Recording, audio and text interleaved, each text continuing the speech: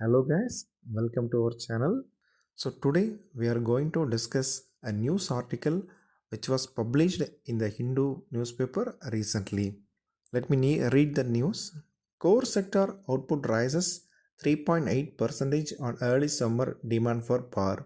Core sector growth came in at 3.8% as electricity output increased due to early onset of summer in March. This compared with 3.4% rise in February according to data from the Ministry of Commerce and Industry. So here is a key word is core sector. So what is core sector industries? What is their contribution to the economy? How the growth in that core sector industries are measured and what are their contribution to the index of industrial production index, that is IIP. So in our country there are 8 industries which are classified as core sector industries. It has been classified as core sector industries because the final products coming out of these industries are core or primary or basic in nature and serves as the raw material for other industries. The core industries represents the capital base of the country. So if you want to say in other words, the final output coming out of these industries serves as the basic or raw material for other industries. The other industries mainly depends for their input from these core sector industries. So this is classified as core sector industries. What are those 8 industries? So first is electricity, the actual electricity generation out of thermal plants, nuclear plants, hydro plants and imports from Bhutan. The next sector is crude oil. This sector involves exploration, extraction, refining and production of crude oil.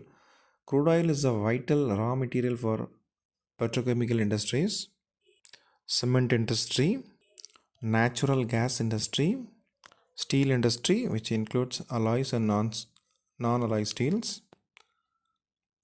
refinery products. This includes petrol, diesel, LPG, aviation fuel, fertilizer industry which includes urea production, ammonium sulfate production, calcium ammonium nitrate, ammonium chloride, diammonium phosphate, complex grade fertilizer and single superphosphate, and coal production excluding coking coal.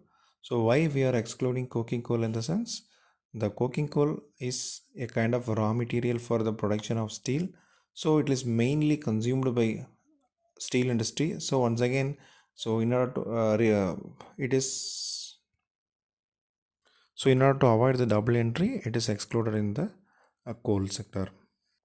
How the growth is measured in this core industries? It is measured using index of 8 core industries, that is ICI. So ICI is an index which refers to the growth rate or the increase or decrease from the core industries of an economy for a particular period of time. It is calculated using a Lacy-Paris formula which uses weighted arithmetic mean of the quantity relatives to calculate the index.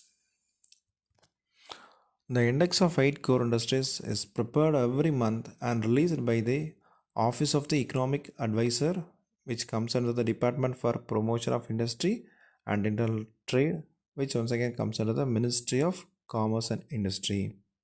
So one important thing about this I say is that it used to be released 12 days prior to the release of Index of Industrial Production, that is IIP, for the reference month. These 8 core industries constitute 40.27 percentage of the total index of industrial production.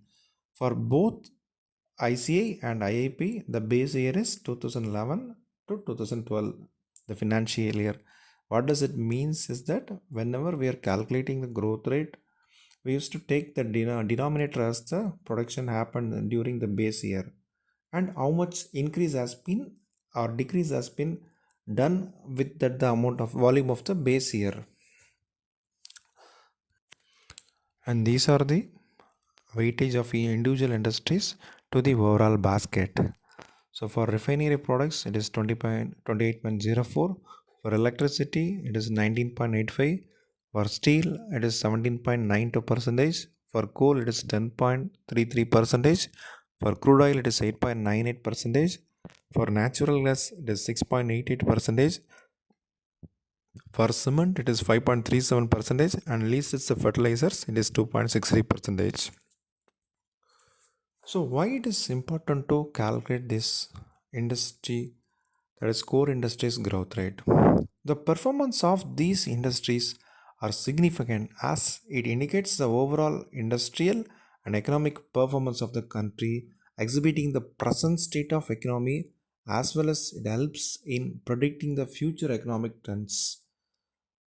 For example, steel is a critical material for construction, general engineering industry, capital goods, automobile industry, everything, etc. And for electricity, it is vital for powering factories, homes, businesses, and without electricity, the present digital revolution, everything is unmanageable. And for fertilizer industry is the main ingredient for the agriculture industry. So India is a more than 100 crores people are living in India, and for 365 days we need to feed the entire population three times means how much volume of agriculture products, that is rice and wheat, has to be produced. So the fertilizer industry in India, now you can understand the vitality of the fertilizer industry. So because of this importance to the basic fundamentals of the country, these industries has been classified as core industries. Growth in these industries represents a general demand and growth in consumption in the economy, and contraction in these industries represents a general recession or sluggish demand for other products in the economy.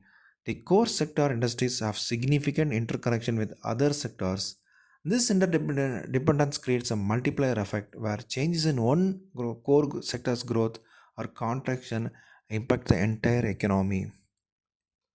I would like to suggest the aspirants to attempt to make further reading on this topic in the context of both the prelims as well as mains aspect, because in 2015 there has been a direct question came from this topic, and 2017 and 14 there have been questions asked in mains pertaining to this topic. So while preparing for this topic, you keep in mind both prelims as well as mains. Thank you.